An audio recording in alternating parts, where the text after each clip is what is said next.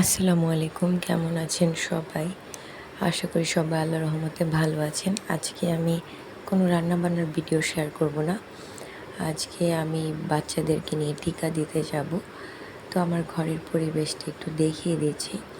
আপনার বাসাটা যেমনই হোক না কেন, যদি আপনার বিছানায় সুন্দর একটা চাদর থাকে আর পর্দাগুলো ম্যাচ থাকে বিছানার সাথে, বা ঘরের ফার্নিচার টুকটাক ম্যাচ থাকে, তাহলে কিন্তু অল্প টাকার মধ্যেই আপনার ঘরটাকে সুন্দর করে সাজাতে পারবেন। আর আপনি যেহেতু সারাদিনই বাসায় থাকেন, গৃহিণী যারা আছি, তো তাদের জন্য যদি ঘরটা গোছানো থাকে তাদের থাকতেও ভালো লাগে আর কি, মানে খারাপ লাগে না।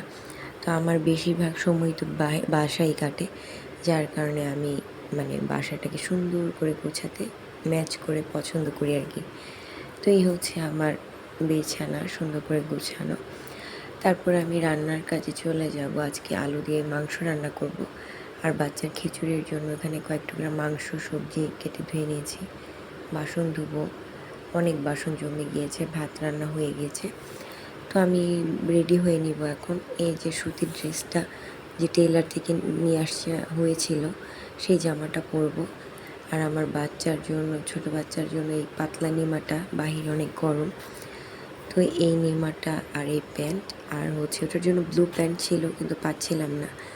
আর আমার বড় ছেলের এই গেঞ্জি আর প্যান্ট পরাবো। তো এই জামা কাপড়। এখন রেডি হয়ে যাব। তারপর বাসার নিচে এখন ওদের পলিও টিকা খাওয়াবো, ভিটামিন এ ক্যাপসুল বলে যেটাকে। তো একটা রিক্সার জন্য দাঁড়িয়েছিলাম। এই বাহিরের অবস্থা। আল্লাহর রহমতে ভালোই রোদ আছে।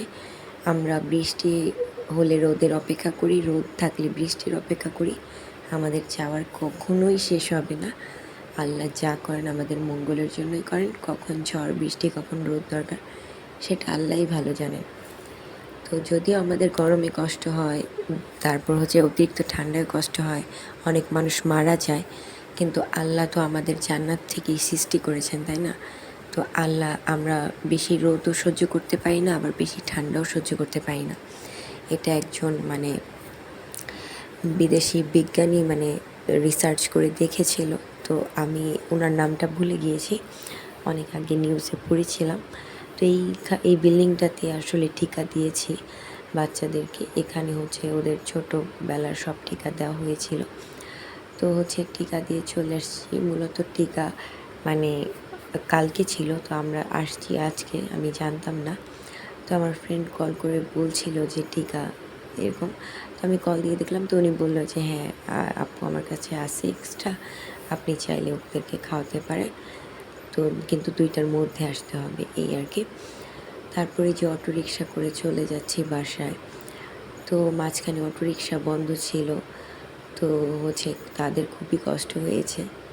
রিজিকের মালিক আল্লাহ, কে অটোরিকশা চালাবে আর কে গাড়ি চালাবে আর কে 5তলা 10তলা বাড়িতে থাকবে, সেটা আল্লাহই ভালো জানে। অনেকে বাইক চালাচ্ছে, এই তো রাস্তার পরিবেশ। তারপর টিকা দিয়ে চলে আসছি। আপনারা কখনোই বাচ্চাদের টিকা নিয়ে অবহেলা করবেন না, যে ফ্রি হোক। তারপর সরকারি তো জন্মের পর থেকে সরকারি ফ্রি টিকাগুলো অবশ্যই নিয়ম মাফিক দিবেন।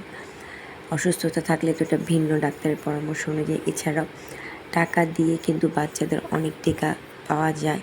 জন্ডিসের টিকা, হেপাটাইটিস বি এ যেটাকে বলে, টাইফয়েডের টিকা, অনেক টিকা রয়েছে, ডায়রিয়ার টিকা, সেগুলো আপনারা দিয়ে নেবেন সামর্থ্য অনুযায়ী।